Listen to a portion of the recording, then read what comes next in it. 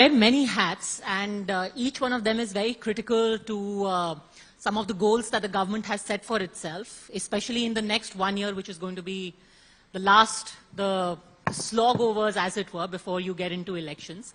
But I want to start by talking about an editorial that you've written today. आज आपने बोला है कि जो अमृत काल का आपका विजन है, उसका symbol, the marrying of tradition and modernity, of all the things you said is the installation of the Sengol.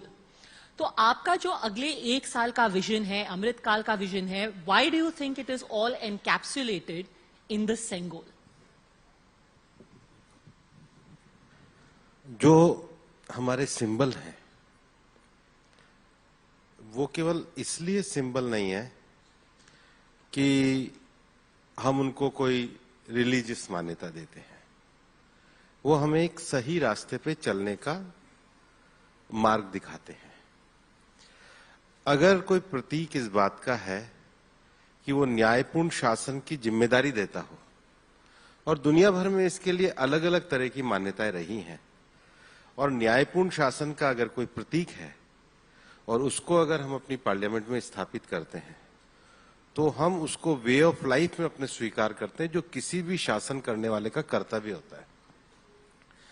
और इसलिए हमारी चाहे लॉजिक रहे हो, हमारा ओपननेस रहा हो, हमारा विभिन्न विश्वासों को आदर देने का स्वभाव रहा हो, हमारा नेचर बेस्ड सॉल्यूशन पे आधारित जीवन पद्धति रही हो, हमारी एक ट्रेडिशनल, जिसको तर्कशास्त्र कहते हैं, कि लॉजिक के साथ किसी विषय को समझने का स्वभाव रहा हो, ये सब हमारे अंदर हैं।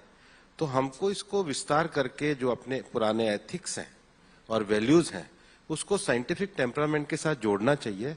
वैल्यूज पुराने होने चाहिए और साइंटिफिक टेम्परामेंट नया होना चाहिए। दोनों को जोड़कर ये नया देश जिसकी कल्पना अमृत काल के भारत की करते हैं, वो हम आगे बढ़ा सकते हैं। इट्स वेरी इंटरेस्टिंग कि आपने साइंटिफिक टेम्परामेंट की बात की, क्योंकि आज हमारा थीम भी है making India the third super power.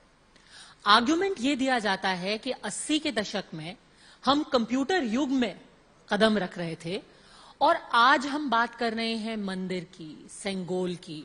तो हम एक थर्ड सुपर पावर कैसे बनेंगे अगर हम आगे देखने की जगह पुरातन में बार बार जाते जाएंगे और इन सब चीजों को, ट्रेडिशन की, कल्चर की, बिकॉज ज्यादातर लोगों के दिमाग में कल्चर, ट्रेडिशन, ये सब रूढ़िवादी चीजें हैं। एक सुपर पावर की निशानी, सुपर पावर की निशानी कंप्यूटर है। आप योग को क्या कहेंगे?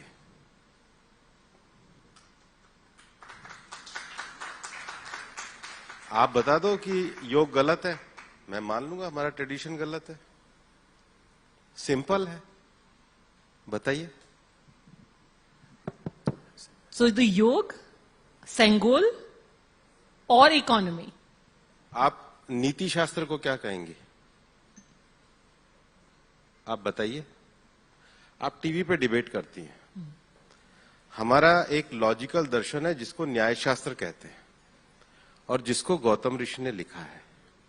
उसका एक सूत्र है, वो कहता है प्रतिज्ञा हेतु उपनय उदाहरण निग्रह स्थाना। आप टीवी पे डिबेट करते हैं, आपने एक थीसिस शुरू करी, that is a statement of fact. Statement of fact correlate with example. Example must depend upon the logic. और जब आप स्टेटमेंट, एग्जाम्पल और लॉजिक को मिलाएंगे, तभी तो आप कंक्लूजन पे आएंगे। तो आपका मियरली स्टेटमेंट कैसे मान लिया जाए? एक ही सांस में आप कह रही है मंदिर बुरा है, दूसरी सांस में आप कह रही है योग अच्छा है, तो आप खुद कॉन्ट्राडिक्टरी है। मैं कॉन्ट्राडिक्टरी नहीं हूं।